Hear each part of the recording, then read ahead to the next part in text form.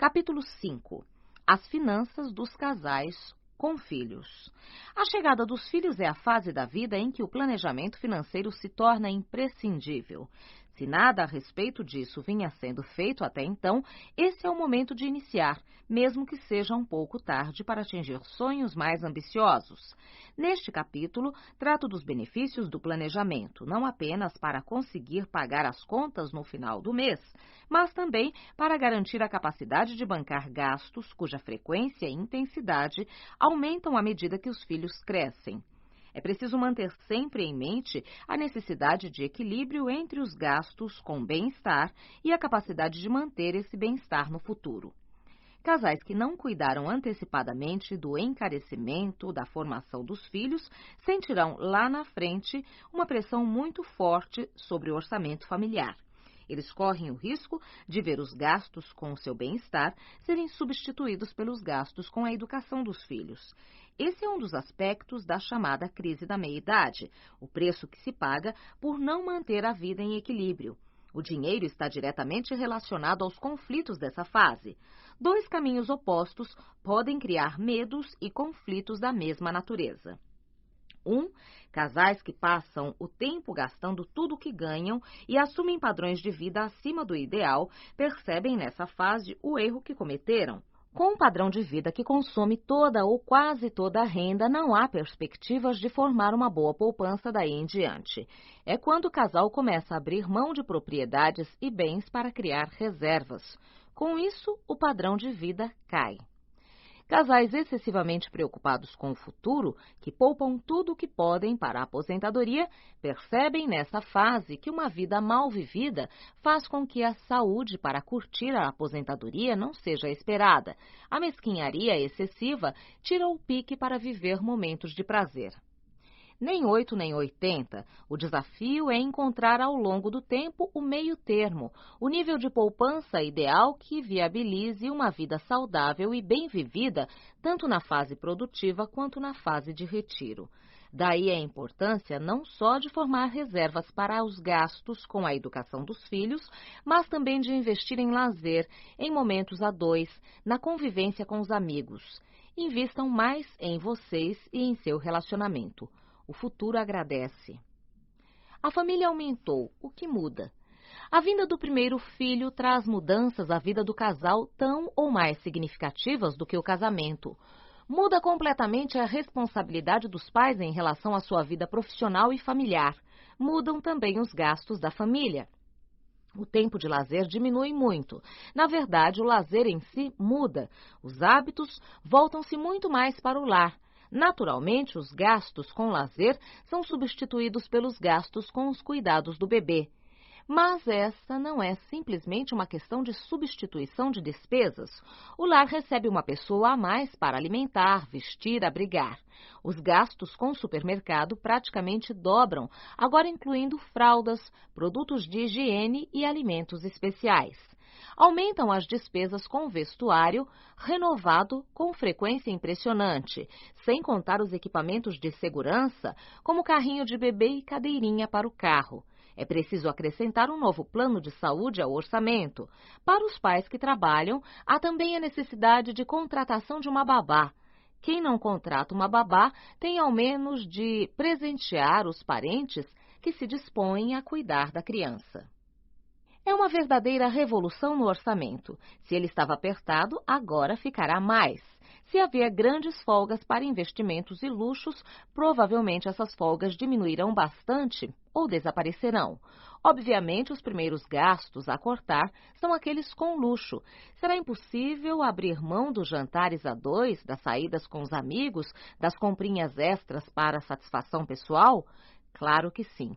Com uma vida nova em casa, surgem inúmeras oportunidades de curtir momentos únicos que não custam nada e, ao mesmo tempo, não têm preço. A moeda mais valiosa dessa fase da vida é o tempo. Se vocês deixarem simplesmente passar esses momentos com a desculpa de ter muito trabalho, ou seja, estão correndo atrás do dinheiro, chegará o dia em que perceberão que dariam todo o dinheiro ganho na vida para voltar a tê-los. É natural que a renda da família cresça ao longo dos anos, pois há uma evolução evolução natural na carreira. Pessoas experientes são mais bem remuneradas e esses incrementos de renda normalmente acompanham algumas grandes mudanças nos gastos da família. Uma gravidez bem planejada deve levar em consideração a conquista de algumas metas profissionais. Certamente o casal terá maiores dificuldades de organizar seu orçamento se surgir uma gravidez enquanto um dos dois estiver na faculdade ou cursando uma pós-graduação.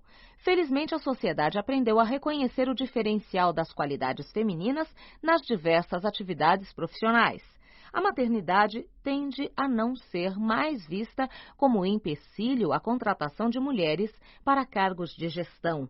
Independentemente dos aumentos de renda, contudo, alguns ajustes precisarão ser feitos no orçamento familiar. Antes mesmo da vinda do bebê, esse orçamento já deve comportar uma poupança prévia para mobiliar o futuro quarto e comprar os produtos essenciais. A partir da chegada da nova vida, surgem gastos com os quais a família passará a conviver mensalmente, dos quais tratarei nos tópicos seguintes. Poupança mensal, garantia de um futuro tranquilo.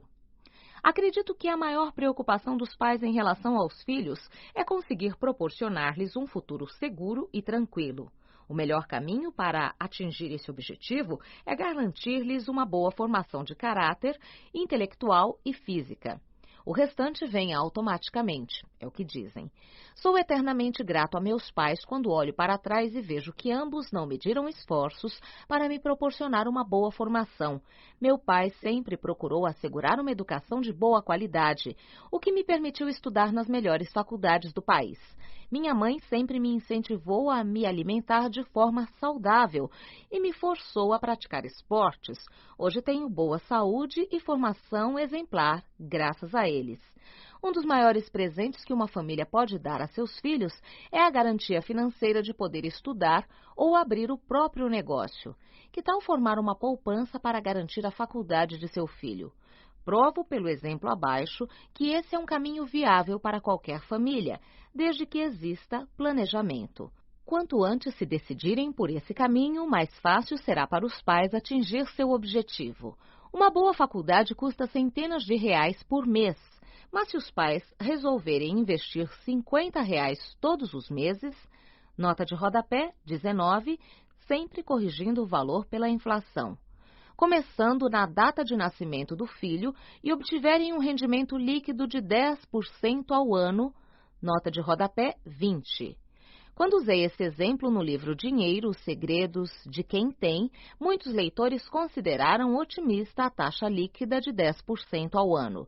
Deve-se, porém, levar em consideração que no Brasil consegue-se facilmente um rendimento de 8% ao ano sem correr riscos investindo em renda fixa. Conseguir mais 2% ao ano não é difícil em uma análise criteriosa dos investimentos.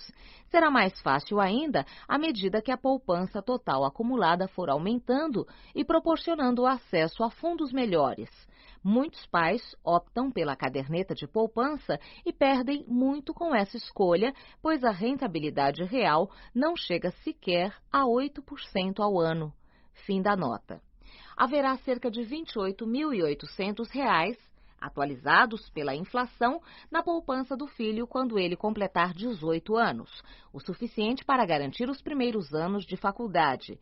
Se a partir dos 18 anos mais nenhuma contribuição for feita e o dinheiro não for retirado e continuar crescendo na mesma proporção, serão acumulados R$ 608.497 até que o filho complete 50 anos. Não é fantástico? Um pouco de disciplina dos pais em relação ao dinheiro pode garantir com tranquilidade a faculdade dos filhos. E dá para ir mais longe se os pais fornecerem uma boa educação financeira aos filhos e se estes conseguirem estudar sem usar a poupança, estará garantida também a aposentadoria deles, afora o que puderem construir com a própria renda. Uma vida sem preocupações financeiras. Quer herança maior que essa?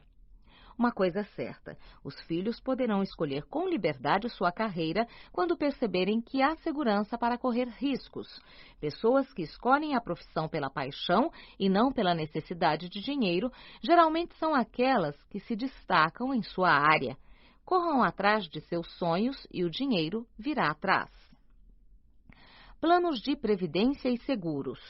Muitos pais preferem substituir o modelo de construção de poupança do tópico anterior por planos de previdência e seguros. Os bancos oferecem inúmeras alternativas: seguro-educação e seguro de vida, resgatáveis ou não, seguro de trabalho e planos de previdência, entre outras. A família passa a ser incentivada a adquirir esses planos, principalmente após o nascimento do primeiro filho. Não há, obviamente, razão para contratar um seguro de vida se a família tem reservas suficientes para manter o padrão de vida caso um dos pais venha a faltar. Um seguro, qualquer que seja, não pode ser visto como investimento, e sim como o preço que se paga para garantir que não falte o imprescindível. Se apenas um dos pais trabalha, ele deve fazer um seguro de vida ou de trabalho. Se em caso de acidente com a casa, incêndio, roubo, destruição, o casal não tiver reservas para repor as perdas, comprar outra casa ou pagar aluguel, sugere-se contratar um seguro residencial. Recomendo fortemente aos pais que ainda não conseguiram formar uma reserva de pelo menos 6 meses de salário que priorizem um seguro de vida. Se tiverem poucas sobras mensais para poupar, farão melhor investimento adquirindo uma proteção para sua família, mesmo que para isso tenham de abrir mão de um plano de investimentos e independência financeira. Então, sim, com o futuro de seus filhos protegido, será hora de começar a organizar o orçamento familiar para construir a aposentadoria financeira. As famílias que possuem vários dependentes devem analisar com cuidado a hipótese de contratar planos de saúde. Para quem tem 3 ou mais filhos sem antecedentes familiares de doenças graves, não será bom negócio pagar planos de saúde completos. Nota de rodapé 21, incluindo consultas, laboratórios e tratamentos. Fim da nota. Para toda a família, pois gastará muito mais no ano do que gastaria pagando consultas a bons médicos e exames em bons laboratórios para todos. A probabilidade de que todos fiquem doentes no mesmo ano é ínfima. Por isso, a melhor solução é contratar apenas planos hospitalares, bem mais baratos, que cobrem acidentes e internações. O mesmo vale para famílias que têm mais de 4 automóveis. É preciso fazer as contas para ver se vocês gastarão mais com o seguro anual ou com a compra de um carro novo se houver roubo ou acidente. O correto é negociar um seguro único para a frota. Com os planos de previdência e com os de educação ocorre a mesma coisa. O banco ou a seguradora farão exatamente o que vocês deveriam fazer se fossem disciplinados. Aplicarão seu dinheiro em investimentos seguros, como títulos públicos do governo. Nota de rodapé 22. Qualquer pessoa pode investir diretamente em títulos públicos com pelo menos R$ 200 através do programa Tesouro Direto, disponível em qualquer grande banco e acessível também pela internet. Fim da nota. Como a empresa está sendo contratada para lhes prestar um serviço, vocês perderão uma parte da rentabilidade total para pagar as taxas de administração e carregamento destes planos. Por outro lado, se a família não tem planejamento financeiro com metas para aposentadoria e regularidade de aplicações, deve contratar um plano de previdência privada. Se os pais não formarem uma reserva para a educação dos filhos, farão bom negócio ao contratar um plano específico de educação. Dicas de como gastar menos com os filhos. É preciso ter sempre em mente que os gastos com os filhos tendem a crescer ano a ano até a faculdade. Há um pequeno aumento de gastos quando eles passam a frequentar escolinhas, com a demanda de materiais de arte e educação para uso na escola e em casa. Mais tarde, há outro salto quando começa a alfabetização com demanda maior de livros, revistas e jogos. Nessa fase, aumenta também a socialização da criança e começam as demandas de atividades de lazer paralelas à escola. Na adolescência, vêm manias e hobbies, roupas da moda, pequenas viagens e baladas. Os gastos são inevitáveis, mas grande parte deles é motivada mais pelos pais que pelos filhos. O importante é investir nos filhos de forma racional e organizada, seguindo alguns princípios conheçam e entendam. As dicas a seguir serão muito valiosas para orientar o uso da renda da família. Jamais apresentem as gulodices do mundo a seus filhos. Chegará o momento certo de eles mesmos descobrirem e pedirem essas coisas a vocês. É com muita tristeza que vejo pais levarem bebês de colo a lanchonetes, oferecendo-lhes refrigerantes e batatinhas. É só para provar, não é mesmo? Sim, mas essas provadinhas despertam o paladar para alimentos e hábitos reconhecidamente pouco saudáveis e ainda por cima muito caros. Deixem que seus filhos desenvolvam o próprio desejo por alguma coisa. Será muito mais gratificante presenteá-los com uma visita a um lugar que estiverem loucos para conhecer do que despejar sobre eles novidades inúteis em uma idade em que não fazem escolhas baseadas em marcas e etiquetas. Estabeleçam regras de consumo de produtos caros ou pouco saudáveis. Comentei recentemente com amigos que quando eu era criança tomávamos refrigerantes apenas aos domingos na casa de meu avô. O mais impressionante, 2 garrafas de 1 litro eram suficientes para toda a família. Incentivar as crianças a consumirem doces, guloseimas e alimentos inadequados, sem nenhuma regra, é estimular um consumo doentio e desnecessário, fruto do comodismo dos pais. Estabeleçam regras de compras para as crianças. É impressionante a frequência da presença de crianças mimadas em lojas e supermercados. Usando uma expressão do Dr. Isami Tiba, são verdadeiros tiranos do consumo, criando saias justas para os pais e forçando-os a levar para casa o que querem. Certas regras devem ser estabelecidas desde cedo. As compras não servem para trazer presentes para casa. Presentes são ganhos em datas festivas. É importante que a criança tenha noção disso, pois aprenderá a fazer escolhas criteriosas dos presentes que deseja e a valorizá-los muito mais. Se for preciso negociar, que seja um sorvete e não um brinquedo. Não abusem das novidades tecnológicas. Dar presentes caros quando a criança não os espera terá como único efeito o estímulo da vontade de receber presentes mais caros ainda na próxima oportunidade. Para uma criança de 3 anos, ganhar um carrinho com controle remoto pode ser tão bom quanto ganhar uma bola ou um skate. Não é nenhum pecado dar ao filho um carrinho de plástico comprado na feira, se esse é o presente que o faz feliz. Supermercado não é lugar de criança, a não ser, é claro, que elas mostrem saber comportar-se em um lugar de tantas tentações.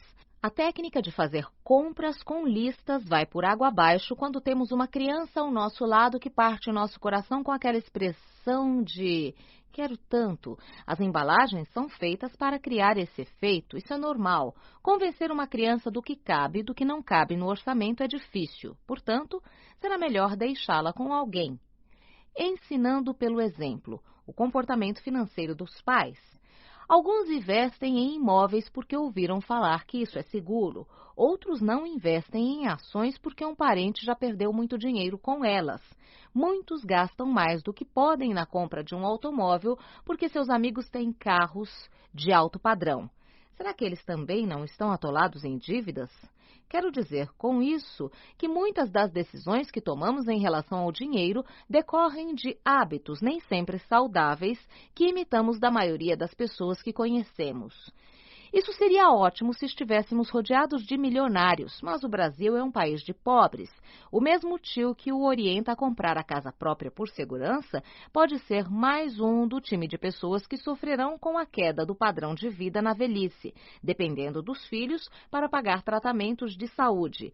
Se uma velhice com dificuldades financeiras atinge a grande maioria das pessoas, por que seguimos tão fielmente as recomendações financeiras de quem não é especialista na construção de riqueza? A racionalidade do planejamento financeiro torna o processo de educação financeira bastante simples. Na verdade, sou inconformado com o fato de não existir obrigatoriamente a disciplina de educação financeira no ensino médio das escolas brasileiras. Afinal, a falta de poupança é a origem de muitos problemas nacionais, assim como a falta de crédito e os juros elevados. A construção de uma nação rica depende da capacidade de seus cidadãos longe de enriquecer. O Brasil é predominantemente um país de pobres.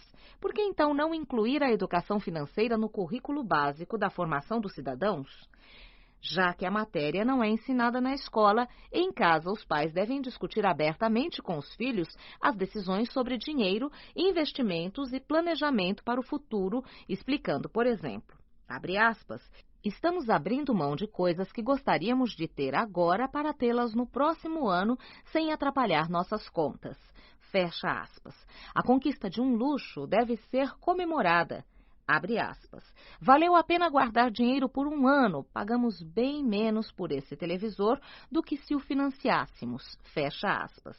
Devem também ensinar pelo exemplo. Não adianta exigir dos filhos que guardem dinheiro no cofrinho se os pais não mantêm seu cofrinho, mesmo que acumulem menos que os filhos.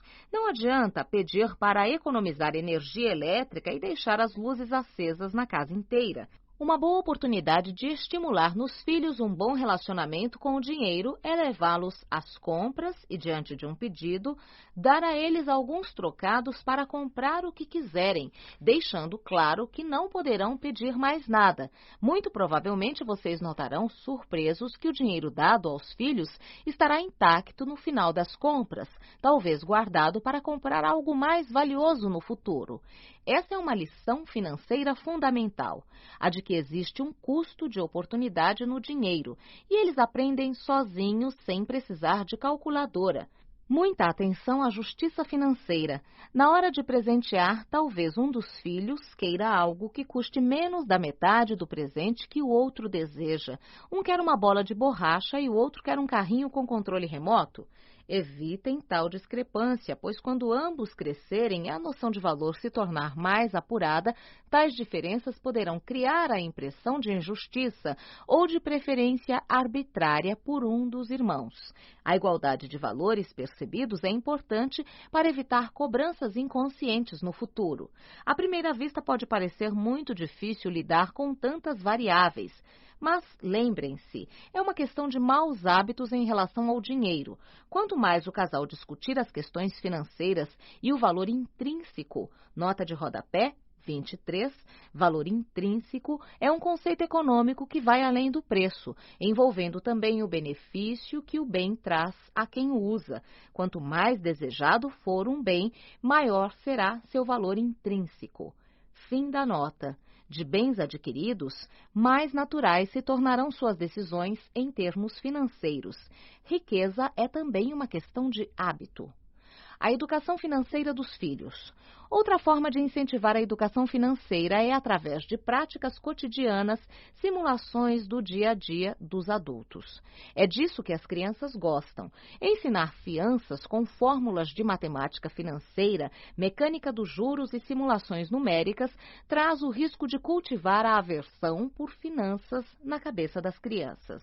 Por isso, tenham o cuidado de respeitar certa ordem nas ferramentas de ensino que permitem despertar o interesse das crianças. A educação financeira pode começar com jogos que envolvam decisões de compra e acumulação de dinheiro. Um clássico de jogos desse tipo é o Banco Imobiliário. Nota de rodapé 24, versão brasileira do jogo americano Monopoly, que apresenta dezenas de variantes sobre o mesmo tema. Fim da nota.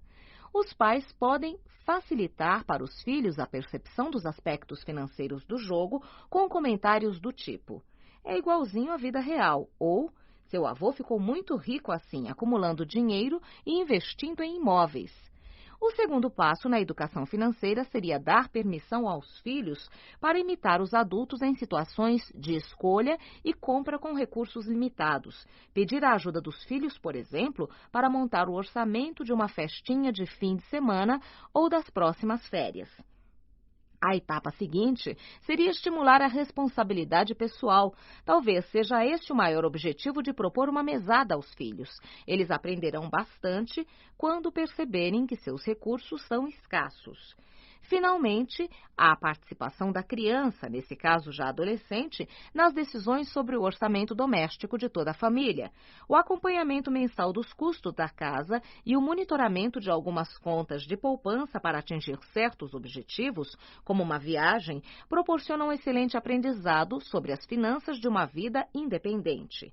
Quando esse ponto for atingido, provavelmente haverá interesse suficiente para frequentar um curso de matemática financeira e planejamento financeiro pessoal. Os filhos devem conhecer o orçamento da família? Quando afirmo que é dever dos pais discutir abertamente o tema dinheiro diante dos filhos, é preciso tomar cuidado com dois assuntos delicados: renda e poupança. O perigo desses assuntos está na ordem de grandeza dos números. Para uma criança que tem um sorvete como desejo de consumo, R$ 1 é muito dinheiro, e ganhar moedas é uma verdadeira realização. Enquanto essa criança não lidar com padrões de consumo equivalentes aos de um adulto, comprando as próprias roupas, por exemplo, sua percepção de renda será bastante distorcida. Ela imagina que os pais ganham alguns punhados de moedas que recebo de presente. Por isso, dizer a uma criança que seu pai ganha, por exemplo, R$ 1.000 por mês pode gerar consequências bastante indesejáveis. É uma renda imensa para uma criança, mesmo que esse valor esteja abaixo do mínimo necessário para sustentar uma família de forma digna no Brasil. Em sua inocente percepção, essa é uma fonte infinita de recursos, motivo para perceber seu pai como um grande pão duro que tem dinheiro, mas não lhes dá presentes.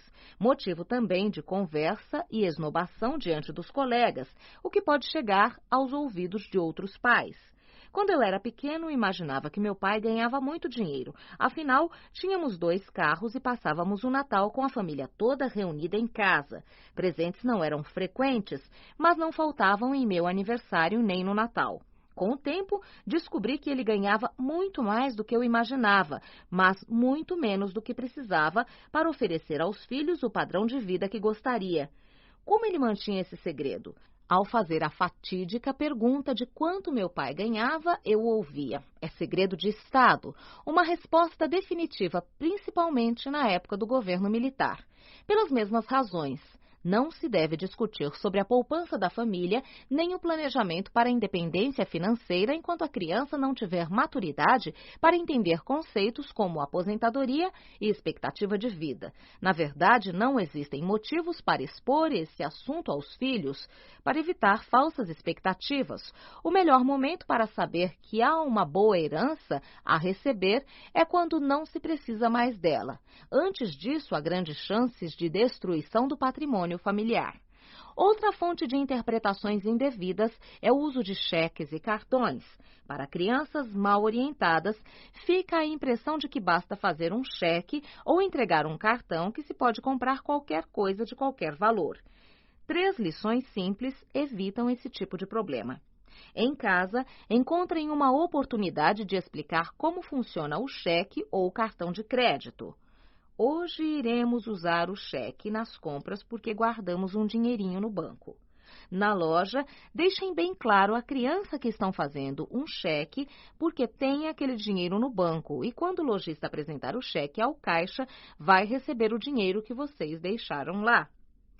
Quando usarem o cartão, expliquem que vocês têm um acordo com o banco que não permite gastar mais do que certo valor.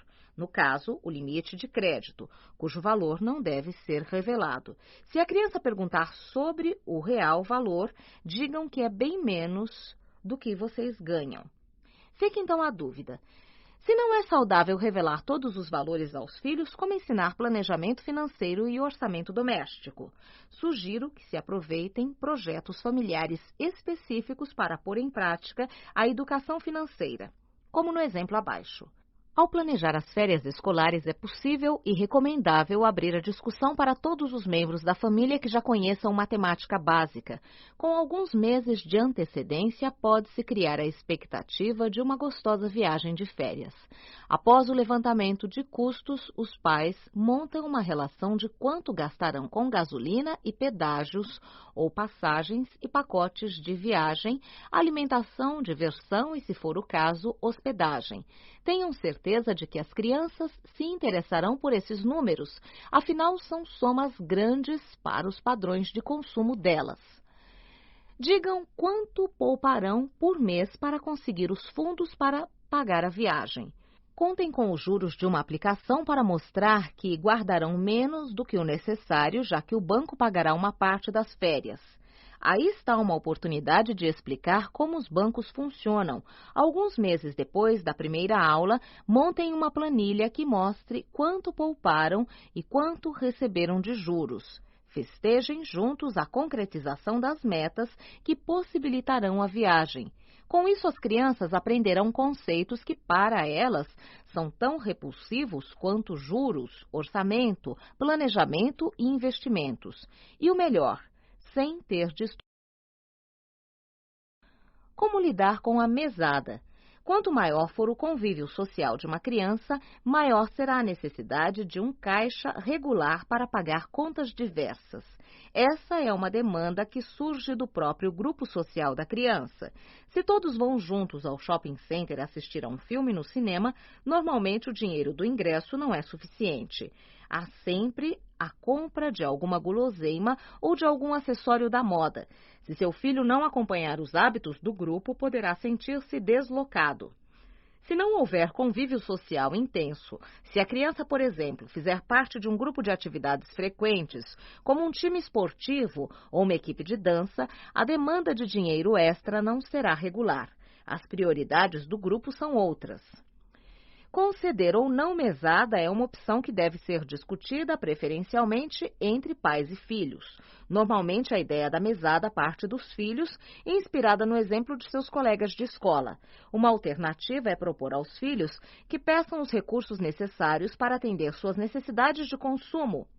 É saudável que, nesse momento, se ponha um limite semanal de valores, discutido de acordo com as necessidades da criança e com a aprovação dos pais a cada compra. Ela estará aprendendo, então, o conceito de crédito. Com o tempo, essas necessidades passarão a ser mais frequentes, trazendo impactos indesejáveis sobre o orçamento. Nesse momento, os pais podem propor uma mesada para que a criança decida como bem entender sobre o uso do dinheiro.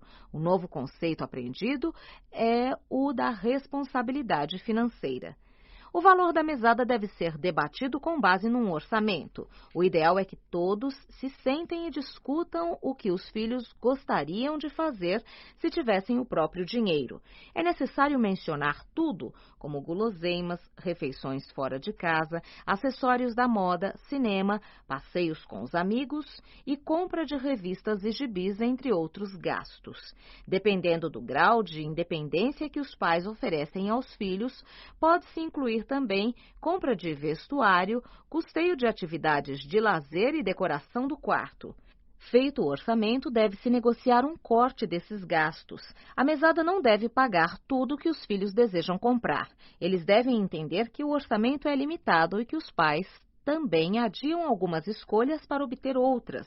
Se os filhos quiserem comprar guloseimas na escola e os pais puderem arcar com isso, será interessante propor limites, incluir no orçamento 3 guloseimas por semana, por exemplo. Será mais fácil orientar os filhos nos aspectos financeiros se a frequência da mesada for maior. Em lugar da mesada, uma quinzenada pode trazer melhores efeitos. A razão disso é que a noção de tempo é diferente conforme a idade. Ele demora mais a passar para as crianças. Se elas encontrarem dificuldades no final da quinzena, por ter torrado toda a mesada, vão aprender a lição e praticá-la já nos 15 dias seguintes. A forma como os pais lidam com a mesada pode ser a melhor estratégia de educação financeira. Ela não deve jamais ser utilizada como um instrumento punitivo. Abre aspas, se você não passar de ano, perderá a mesada, fecha aspas. Pelo contrário, deve ser considerada um instrumento de inclusão da criança no planejamento da família. Abre aspas, não podemos aumentar sua mesada porque esse é o valor que cabe em nosso orçamento. Mas se você tirar boas notas, receberá um bônus quando o papai e a mamãe receberem a gratificação de Natal no trabalho. Fecha aspas. Ruim quando utilizada como punição, a mesada é ótima como parte de uma recompensa. Deve-se deixar claro também que a mesada é um recurso para custear as vontades e a socialização da criança. Não é boa prática aumentar a mesada para que a criança compre os próprios livros escolares, por exemplo. Ela entende que os pais são responsáveis por sua educação, já que não foi ela que escolheu entrar na escola. Essa situação pode mudar na faculdade, quando o adolescente provavelmente entenderá com maior clareza os conceitos de orçamento, planejamento e responsabilidade financeira. Uma ocasião interessante para mais um ensinamento sobre finanças ocorre quando o filho quer uma roupa, um brinquedo ou um jogo de preço elevado. Ele merece, mas não há nenhuma ocasião especial que justifique um presente. Caso típico em que caberia o uso da mesada, mas o dinheiro que ele tem é nem de longe suficiente para a compra. Há duas possíveis lições alternativas a ensinar. Como funciona um empréstimo? Se o preço do objeto desejado for pouco superior à quantia que a criança dispõe, pode-se propor sua complementação abatendo-se esse valor da próxima mesada e incluindo-se obrigatoriamente algum juro pelo empréstimo. Esse juro deve ser proposto em valores. Eu lhe empresto 10, mas na próxima mesada você receberá 11 a menos, por exemplo, quando as crianças ainda não aprenderam matemática financeira. A criança deve entender que, se precisar usar o dinheiro dos outros, terá de pagar uma taxa por isso. Os juros não devem ser justificados como multa, e sim como um aluguel pago pelo uso do dinheiro que não se possui. Ao pagar juros, vai contribuir com o desembolso de parte desse valor. Dinheiro na adolescência. A adolescência, fase complicada que é, traz novos desafios financeiros aos pais. Essa é a idade em que os filhos gastam mais.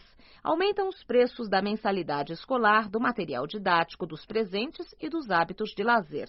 Como a maior necessidade do adolescente é sentir-se parte de um grupo, surgem demandas de maiores gastos relacionados a modas e manias. O adolescente, em sua eterna busca de liberdade, pensa mais em viagens e passeios. Por um capricho da natureza ou de nossa sociedade, essa fase de orçamento mais exigente coincide com a época em que os pais começam a considerar a diminuição do ritmo de trabalho. É um drama, pois os conflitos da adolescência colidem com as neuroses da maturidade. Administrar esses conflitos é um desafio. Por isso, os pais precisam estar conscientes das necessidades de seus filhos. Se a mesada for uma prática, devem rediscutir periodicamente, talvez a cada semestre ou ano, as necessidades dos filhos e estabelecer um valor adequado às suas demandas pessoais. Comecem a preparar seus filhos para a independência. Sugiro que, à medida que buscarem maior autonomia, vocês lhes ofereçam uma mesada cada vez mais poupuda para que eles próprios assumam suas despesas e administrem os gastos com educação, lazer e alimentação fora de casa. Alguns pais temem confiar recursos aos filhos adolescentes com receio de que cometam loucuras impensadas, como gastar além da conta com hobbies, namoro e baladas. Esse raciocínio está equivocado, pois não é a disponibilidade de dinheiro que leva o jovem a cometer bobagens, e sim a falta de orientação ou de confiança em seus pais. Talvez a oportunidade de dar ao jovem um voto de confiança em sua responsabilidade facilite a travessia da complicada fase da adolescência. Se tiverem condições, os pais poderão garantir casa, comida e estudos, por exemplo. E uma mesada ajudará o jovem a cobrir gastos pessoais cada vez mais íntimos. A própria busca natural de sonhos maiores de consumo será um incentivo ao jovem para que trace seu plano pessoal de estudos e trabalho. Poucos são jovens que não ficam angustiados quando chega o momento de se decidir por uma carreira ou quando se veem obrigados a optar entre trabalho e estudo. As limitações financeiras certamente influenciam essas decisões, nem sempre de forma coerente. É sensato decidir pelo trabalho e adiar por alguns meses ou anos o sonho da formatura, quando a família não tem condições de pagar uma faculdade. Essa dolorosa decisão tem até mesmo o aspecto positivo de permitir ao jovem maior amadurecimento nessa escolha. Mas não é coerente a escolha de determinada carreira em detrimento de outra por razões financeiras. Serei médico porque ganharei mais. essa é uma grande bobagem. Profissionais medíocres e desmotivados jamais atingem o sucesso em profissões de alto nível. Por outro lado, profissionais apaixonados por seu trabalho fazem com que o sucesso os persiga. A melhor recomendação aos jovens é seguir seu coração e não o dinheiro na hora de escolher uma profissão. O dinheiro virá atrás com certeza. Crianças e jovens com problemas financeiros. Quando mal utilizado, um bom instrumento de aprendizagem pode gerar efeitos contrários aos esperados. A mesada, além de custear a independência dos filhos, deve servir como experiência para que aprendam a se disciplinar com relação ao dinheiro. Por isso, sugeri que após uma conversa para identificar os planos de gastos semanais dos filhos, haja uma negociação e se propõe um valor para essa mesada um pouco inferior ao que seria considerado ideal pelos filhos. A vida é feita de escolhas e vocês devem dar a eles a oportunidade de começar a fazer escolhas de consumo em razão de restrições no orçamento. Uma das lições propostas foi a do empréstimo. Quando o dinheiro da mesada for insuficiente, será um bom ensinamento emprestar dinheiro em troca de juros. Mas se a criança não entender a desvantagem de pagar juros e começar a entrar no vermelho de forma recorrente, será a hora de suspender a prática do empréstimo e mudar a lição. Uma forma muito simples de aprender a se disciplinar com relação à renda é a utilização de um sistema de envelopes para cada necessidade. Quando perceberem que seu filho tende a ter problemas financeiros frequentes, orientem-no para, no momento em que receber a mesada, dividir o dinheiro em envelopes específicos para cada gasto principal. Um envelope para as baladas, outro para os lanches, outro ainda para a compra de roupas, para a compra de livros e assim por diante. À medida que usar o dinheiro de cada envelope, o simples fato de perceber que a verba se esgota evitará que o jovem exagere nos gastos, disciplinando-o com relação ao orçamento. Quando o dinheiro de envelope acabar, isso significa que não poderá fazer mais nenhuma despesa específica até o próximo pagamento. Os resultados são fantásticos. O mesmo mecanismo vale também para desenvolver a disciplina financeira em famílias de baixa renda, menos de 2 salários mínimos por membro da família, em minha opinião. No dia do pagamento, todo o dinheiro recebido deve ser dividido em envelopes. Na medida do possível, um dos envelopes deve ser dedicado ao fundo de reserva para formar uma poupança para o futuro.